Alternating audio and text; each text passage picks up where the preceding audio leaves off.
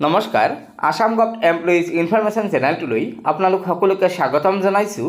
আজি পুনৰ ৰাজ্যৰ চৰকাৰী কৰ্মচাৰীসকলৰ বাবে বহুকেইটা গুৰুত্বপূৰ্ণ খবৰ লৈ আহিছোঁ।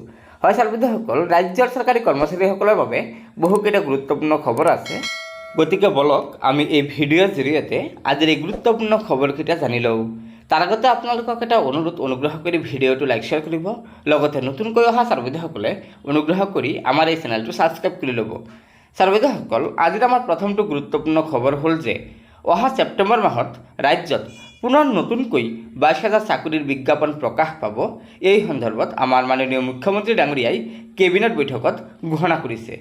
আজিৰ আমাৰ দ্বিতীয়টো ডাঙৰ খবৰ হ'ল ৰাজ্যৰ বিধৱা মহিলাসকলে পূৰ্বতে পেঞ্চন হিচাপে যি 300 টকা লাভ কৰি আছিল সেইটো এতিয়াৰে পৰা 1250 টকালৈকে বৃদ্ধি কৰা হৈছে। অসম চৰকাৰে যোৱাকালিৰ কেবিনেট বৈঠকত এই সন্দৰ্ভত সিদ্ধান্ত গ্ৰহণ কৰে।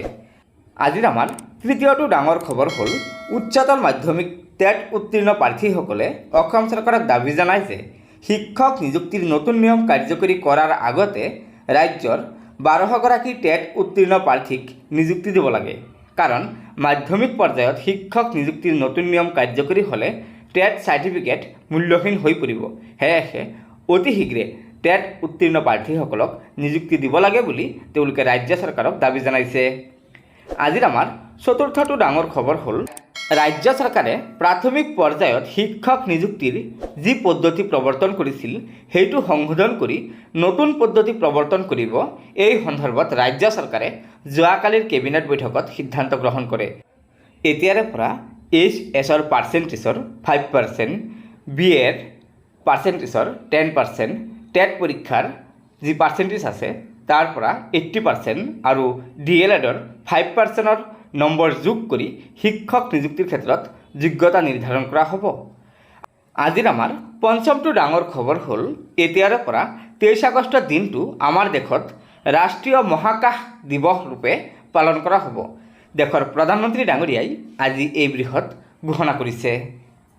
আজিৰ আমাৰ আন এটা গুৰুত্বপূৰ্ণ খবৰ হ'ল পাৰিতোষিক নোপোৱাকৈ আগৰ কাৰ্যকাল অন্ত পৰা পঞ্চায়ত প্ৰতিনিধিয়ে লাভ কৰিব পাৰিতোষিক। অৰ্থাৎ 2013 চনৰ পঞ্চায়ত প্ৰতিনিধিসকলৰ কথা ইয়াত কোৱা হৈছে। এই সন্দৰ্ভত কেবিনেটে যোৱাকালি সিদ্ধান্ত গ্ৰহণ কৰে। আজিৰ আমাৰ আন এটা গুৰুত্বপূৰ্ণ খবৰ হ'ল অসম চৰকাৰৰ পৰিবহণ বিভাগৰ কেঁকুৰা চেপাৰ বিৰুদ্ধে এইবাৰ গৰজি উঠিছে ৰাজ্যৰ 25 লক্ষাধিক পৰিবহণ মালিক কৰ্মচাৰী। চৰকাৰৰ কৰ কাটল অভাৱনীয়ভাৱে বৃদ্ধি হোৱা পৰিপ্ৰেক্ষিতত বৰ্তমান ভয়ংকৰ সংকটত পৰা এই 25 লক্ষাধিক কৰ্মচাৰীয়ে অহা 30 আগষ্টত বৃহৎ প্ৰতিবাদী কাৰ্যসূচী গ্ৰহণ কৰিব। গতিকে ছাত্ৰছাত্ৰীসকল, এয়া নিশ্চয় আমাৰ ৰাজ্যৰ চৰকাৰী কৰ্মচাৰীসকলৰ বাবে অত্যন্ত গুৰুত্বপূৰ্ণ খবৰ। পৰৱৰ্তী সময়ত এনেকুৱা ধৰণৰ ভিডিঅ'সমূহ পোনপ্ৰথমে পোৱাৰ বাবে আপোনালোকে আমাৰ এই ভিডিঅ'টো লাইক শ্বেয়াৰ কৰিব, লগতে নতুনকৈ অহা ছাত্ৰছাত্ৰীসকলে অনুগ্ৰহ কৰি আমাৰ এই চেনেলটো ছাবস্ক্ৰাইব কৰি ল'ব। গতিকে আপোনালোক ভালে থাকক, কুশলে থাকক, তাৰে কামনা কৰি আজিৰ এই ভিডিঅ'টো সমাপ্ত কৰিলোঁ। ধন্যবাদ।